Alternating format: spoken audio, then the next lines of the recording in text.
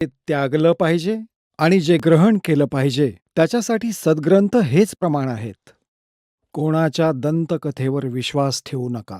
मग गीता अध्याय क्रमांक 2च्या श्लोक क्रमांक 53 मध्ये म्हटलं आहे की अर्जुन, ज्यावेळी तुझी बुद्धी वेगवेगळ्या भ्रमित करणाऱ्या ज्ञानामुळे, ज्ञानाने वचनांनी बाजूला होऊन केवळ एका तत्वज्ञानावर, परमात्मज्ञानावर स्थिर होईल, तेव्हा तुला योग प्राप्त होईल.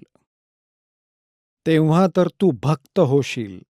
तेव्हा तुझी भक्ती सुरू होईल, जेव्हा एकाच ज्ञानावर, शास्त्र अनुकूल ज्ञानावर तुझी बुद्धी स्थिर होईल. मग तू न डगमगता सरळ मार्गाने चालायला लागशील.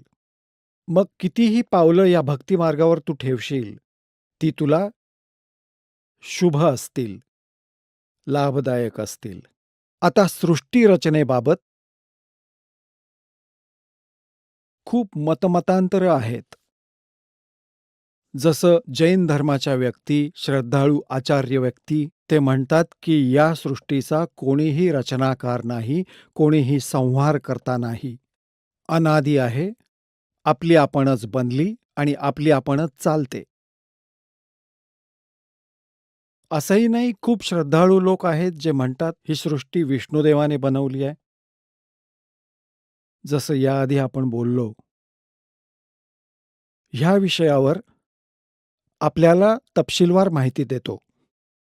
परमेश्वर कबीर देवांचा जो प्रसंग चालला होता की जे पूर्ण परमात्मा आहेत, पूर्ण ब्रह्म आहेत, पूर्ण देव आहेत, हा विश्वास तुम्हाला मिळू शकत नाही जोपर्यंत तुम्हाला त्यांचे गुण समजणार नाहीत.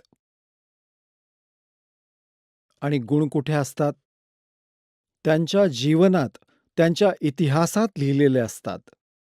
जसं श्री विष्णूजी, श्री शिवजी, श्री विष्णूजी, श्री ब्रह्माजी ह्यांची माहिती पण त्यांच्या जीवनात, त्यांच्या इतिहासात लिहिली आहे पुराणांमध्ये. आणि परमेश्वर कबीरजींचा महिमा सूक्ष्म वेदात लिहिला आहे, सूक्ष्म वेदात. आदी शंकराचार्यांचा इतिहास दासने वाचला, त्यांनी सुद्धा सूक्ष्म वेदाचं समर्थन केलं आहे.